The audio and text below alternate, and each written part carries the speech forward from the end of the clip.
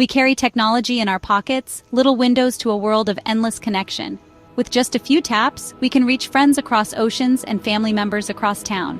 Our screens light up with notifications, likes, and comments, creating a constant hum of social activity. This digital web promises to keep us closer than ever before, weaving our lives together with threads of instant communication. We see what our friends are eating, where they are vacationing, and what they are celebrating. In theory, we should feel deeply woven into the fabric of each other's lives, never truly alone because someone is always just a message away.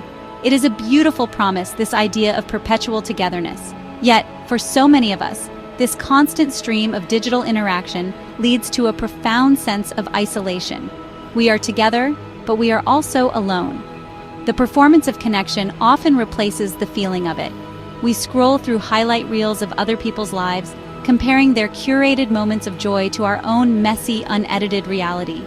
The pressure to present a perfect version of ourselves is immense, and it can be exhausting. This constant curation creates a distance, a space between who we truly are and the polished avatar we present to the world online. The more we perform, the less we feel seen for our true selves, deepening the paradox of being surrounded by people yet feeling utterly disconnected. This digital fatigue is a modern ailment, born from the relentless pace of online life. Our brains are not designed to process hundreds of shallow interactions every day. The endless notifications, the pressure to respond immediately, and the weight of maintaining an online persona create a low-grade, constant stress. We find ourselves craving something more substantial than a thumbs-up emoji or a fleeting comment. There is a deep human hunger for relationships that go beyond the screen, for friendships that offer genuine support and understanding. We yearn for conversations that allow for pauses, for reflection, and for the messy, beautiful complexity of real human emotion. The desire for real friendship is a powerful countercurrent to the tide of digital superficiality. What we truly seek is not a larger number of followers, but a smaller circle of trusted confidants. We want friends who know our struggles as well as our triumphs, who have heard our laughter and seen our tears. This is a call to reclaim the very essence of human connection. It is an invitation to step away from the noise and seek out the quiet, meaningful interactions that truly nourish our souls. We are beginning to understand that the quantity of our connections means little if the quality is lacking. We want to be known, not just noticed. Building these deeper connections in a digital space requires a new kind of intention. It means learning the art of being truly present, even when we are physically apart. When we engage in an online chat, we can choose to give it our full attention, just as we would if the person were sitting across from us. This means putting away other distractions, closing other tabs, and focusing on the words being shared. Instead of multitasking, we can practice single-tasking our conversations. This simple shift in focus sends a powerful message to the other person. You matter, and this conversation is important to me. It transforms a simple text exchange into a space of genuine engagement. We must also learn to move beyond the shorthand of digital communication. While emojis and quick replies have their place, meaningful relationships are built on the richness of language and the depth of shared thoughts.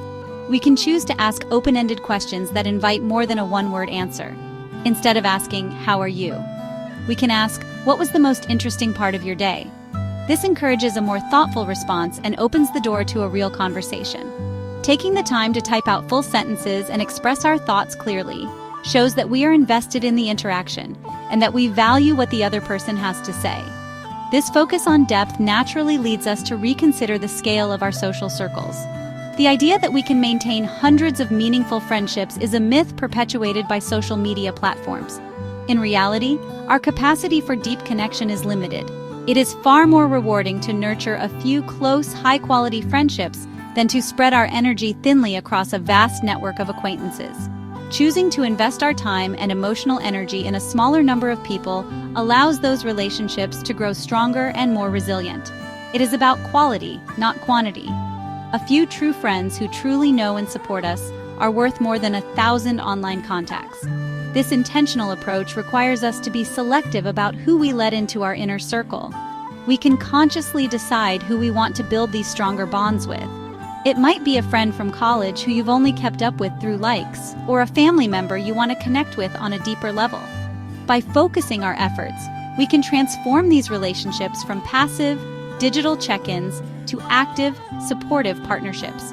We can create our own small communities of care within the vastness of the digital world, finding our people and holding them close. It is a deliberate act of cultivating a garden of friendships rather than just wandering through a forest of faces. One of the greatest barriers to true connection online is the pressure to be perfect. We carefully craft our posts, select our best photos, and present a version of ourselves that is successful, happy, and unblemished.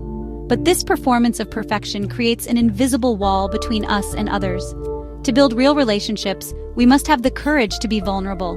This means being honest about our struggles, our fears, and our imperfections. It means sharing not just the highlight reel, but also the behind-the-scenes footage of our lives. When we show our real selves, we give others permission to do the same. Being vulnerable is not a sign of weakness.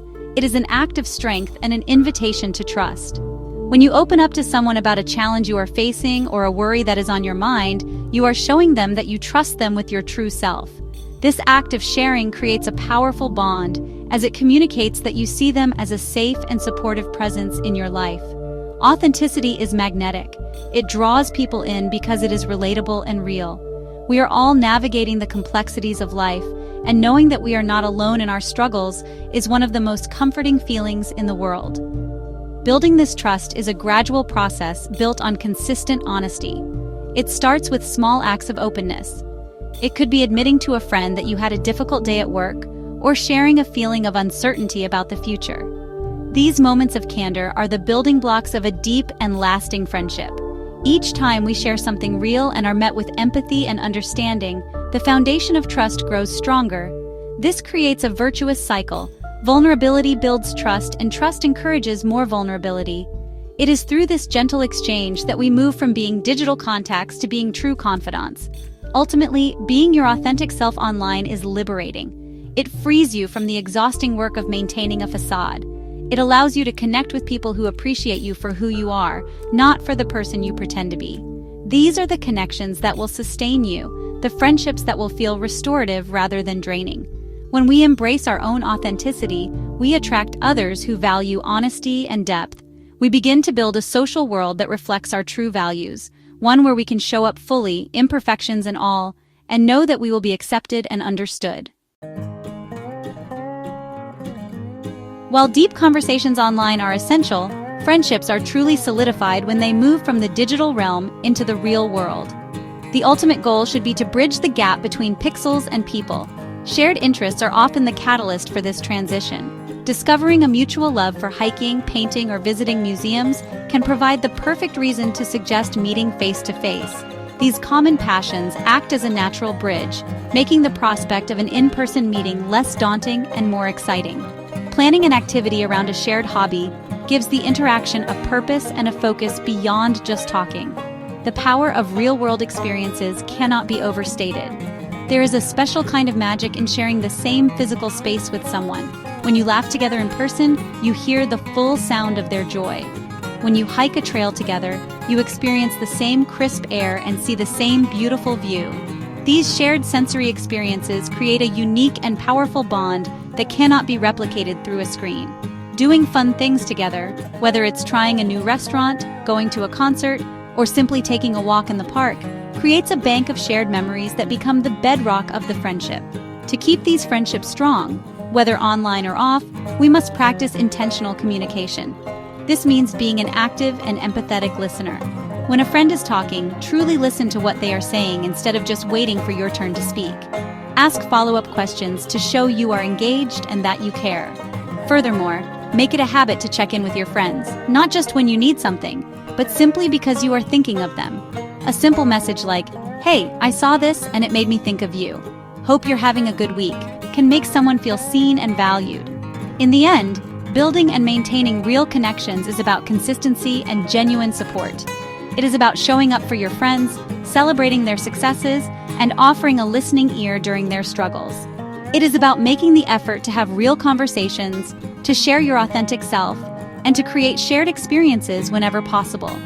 In a world that often feels fast-paced and fragmented, these acts of intentional friendship are more important than ever.